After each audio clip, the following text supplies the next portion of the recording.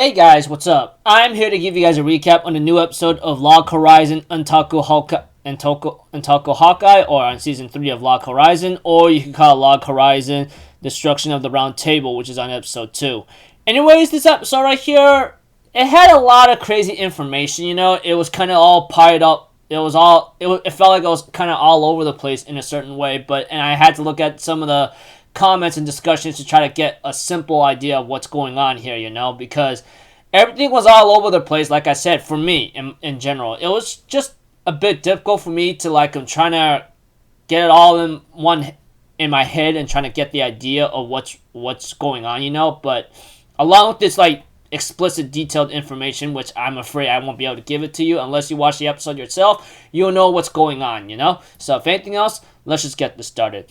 We have to it that we get to see Isuzu and Rudy everybody seems like they see the society that's in Akiba or something, that everybody seems to be happy that a duke is taking over Akiba or something, or the city that Shiroi along with Log Horizon is currently residing in, and it looks like to me certain problems will be solved. I mean, we'll be able to live in the town where the duke lives, and then everything might be okay, Isuzu and Rudy was actually trying to figure out, I wonder what's this idea about, And we get to see a scene at the beginning of the episode where Shiroi and along with what's her name again? Akatsuki ends up taking a look, get some information about Yamato and maybe some other stuff, This information given to Shiroi and Akatsuki seems to be very important because of how things started from the beginning and how Yamato became to be, and how there were certain factions came into place and how they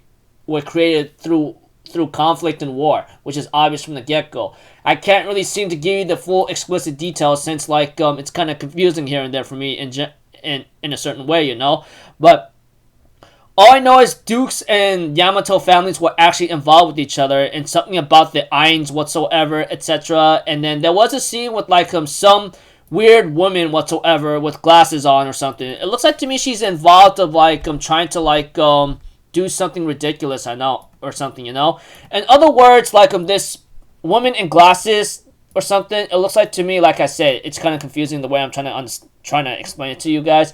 All I know is this lady crazy player wants to be at the top just to diss on everybody because I'm a normal person while all you guys are working so hard, so how about it, that kind of thing.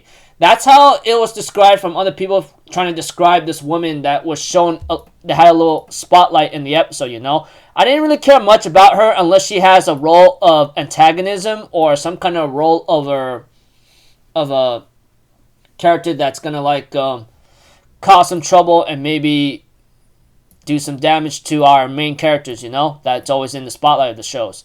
And we have to it looks like Rei Neisha is about to get married to someone, and it looks like to me it's kind of too soon, and she doesn't seem to be very happy about it, That is one of the spot highlights of this episodes that's been talked about lately throughout this episode, Rei Neisha, the girl that we saw last episode, looks like to me she doesn't seem very happy of the situation where she's put in right now, But it looks like to me she's not trying to she has no choice but to accept, especially when it came to this weird guy, especially when it came to this guy that shows up and starting to give him the message whatsoever, And we also get to know about the situation with Shiroi having to talk with this with his friends, about the situation, about a lot of people are very happy to see that the Duke is gonna come over and help out, because there's gonna be a lot of rich noble people whatsoever that's gonna be in the city that Log Horizon is currently residing at to maybe solve a lot of problems right now, because apparently things are not going so well for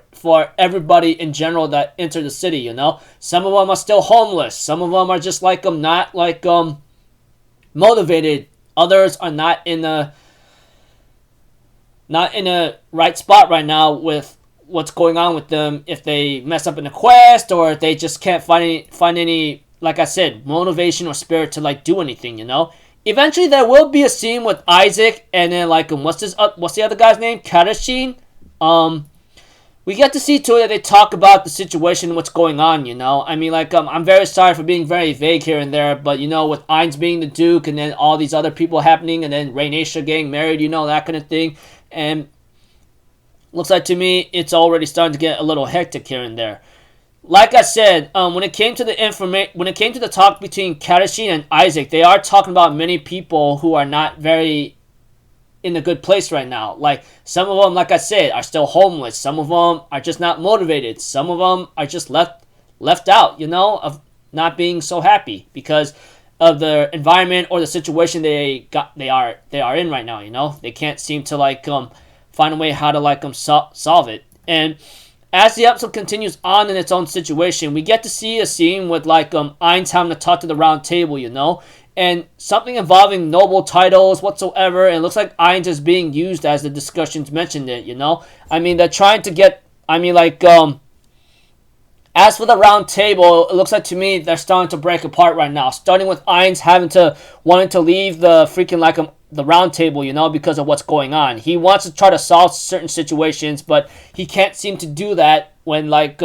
everybody comes to an agreement. And Ainz seems to be annoyed with that, or in other words, how am I supposed to say it? When Ainz was talking to the round table, he's trying to fix a lot of problems right now, but he can't seem to do that with the round table standing in his way. So he's deciding to like take some kind of title that's given to him, which apparently was talked about in this episode, where he's able to like where he might be able to like take action for himself, you know, and go into action with the government whatsoever, Akiba government.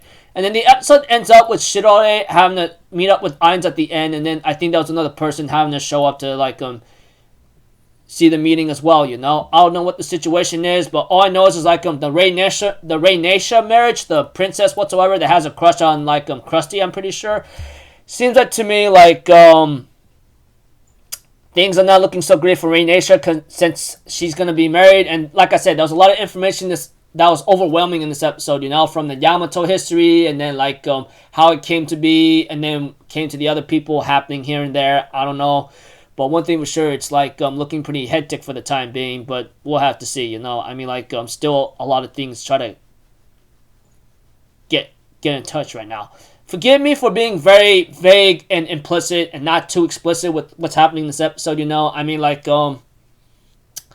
there was a lot of information with Yamato, the history about it. And then, you know, Reynesha's marriage is one of the highlights in this episode that seems to be troubling her, and it might cause some more trouble later because she doesn't like the idea. Preview next episode, there might be something chaotic that's going to happen, you know?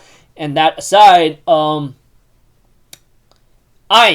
himself, he's going to be leaving the round table, and he's going to make a new Akiba government because he can't seem to solve everyone's problems. And there are a lot of problems happening around Akiba, you know? Like I said, like not many people have a lot of jobs, or they're not motivated. Some of them are in a tight spot right now because they don't know what to do, or they just, yeah, like I said, they're just in a less fortunate spot right now. There's a lot of people out there right now that's not in a good situation right now, and Ainz wants to find a way to, I think Ainz is trying to find a way to solve that, but at the same time, though, he's been given this title Duke whatsoever for Akiba, and he's gonna try to,